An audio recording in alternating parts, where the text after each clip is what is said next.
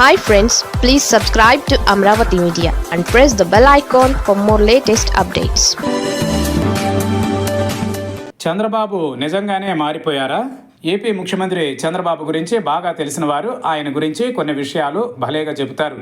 చంద్రబాబులో ఇద్దరు మనుషులు ఉంటారని, వారిలో ఒకరు అధికారంలో ఉన్నప్పుడు బయటకు వచ్చే చంద్రబాబు అని, మరో చంద్రబాబు అధికారం చేజారిన తరువాత వస్తారని చెబుతారు.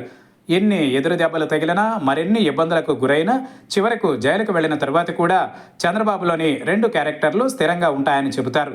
ఈ మాటల్ని విన్నోళ్లు అస్సలంటే అస్సలు ఒప్పుకోరు. తాజాగా గంగాధర నెల్లూరులో జరిగిన పార్టీ సభలో చంద్రబాబు మాట్లాడిన మాటల్ని విన్న తరువాత ఆ విశ్లేషణలో నిజముందన్న విషయాన్ని ఒప్పుకుంటారు. అధికారంలో ఉన్న వేళలో పార్టీ నేతల్ని, కార్యకర్తల్ని మర్చిపోవడం, ప్రభుత్వాన్ని పని చేయించడం, తాను పని చేయడం, పెద్ద పెద్ద ప్లాన్లు, విజన్లు అంటూ నిమిషం ఖాళీగా ఉండకుండా తనను తాను కొన్ని పరిమితులకు పరిమితం చేసుకోవడం చేస్తూ ఉంటారు చంద్రబాబు. అదే సమయంలో చేతిలో ఉన్న పవర్ చేజారిన తరువాత మాత్రం తీరిగ్గా చింతిస్తారు. పవర్లో ఉన్నప్పుడు నేతల్ని, కార్యకర్తల్ని పట్టించుకోలేదని, ఆ తప్పు మళ్లీ చేయనంటూ పశ్చాత్తాపాన్ని ప్రదర్శిస్తారు. మొత్తంగా చంద్రబాబు మారారు. పార్టీ కేడర్ తీరు మారిందన్నట్లుగా ఉంటుంది. గత ఏడాది జరిగిన ఎన్నికలలో చారిత్రక విజయాన్ని సొంతం చేసుకున్న తరువాత చాలామంది కొత్త చంద్రబాబును చూస్తారని భావించారు.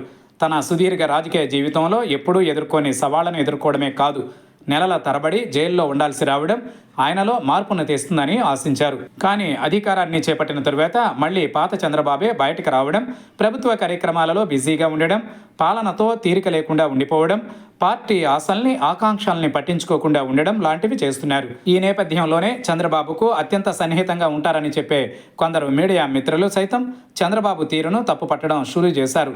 ఇటీవల చోటు చేసుకున్న పరిణామాలు చంద్రబాబుకు పట్టిన అధికార మత్తును వదిలించాయన్న మాట వినిపిస్తోంది. దీనికి కారణం తాజాగా ఆయన చేసిన వ్యాఖ్యలే. గతంలో ఎప్పుడూ లేని విధంగా అధికారంలో ఉన్న వేళలో తాను చేస్తున్న తప్పును ఒప్పుకోవడం చంద్రబాబులో చూసింది లేదు. అందుకు భిన్నంగా ఆయన మాట్లాడుతూ, గడిచిన 9 నెలల్లో పార్టీ విజయం కోసం రక్తం చిందించిన కేడర్ గురించి ఆలోచించలేకపోయానని, రాబోయే రోజులలో ప్రతి కార్యకర్తకు అందుబాటులో ఉండనున్నట్లు చెప్పారు. ఇదంతా బాగానే ఉంది. ఇప్పటికిప్పుడు చంద్రబాబులో ఇంతటి మార్పునకు కారణం ఏంటి? ఈ 9 నెలలు తాను చేస్తున్న తప్పును ఆయన ఎందుకు గుర్తించలేదు లాంటి ప్రశ్నలకు సైతం సమాధానం చెబితే బాగుంటుంది కదా. ఏమైనా అధికారంలో ఉన్న వేళ చంద్రబాబు తన తప్పును తాను ఒప్పుకోవడం రొటీన్కు భిన్నమని మాత్రం చెప్పక తప్పదు.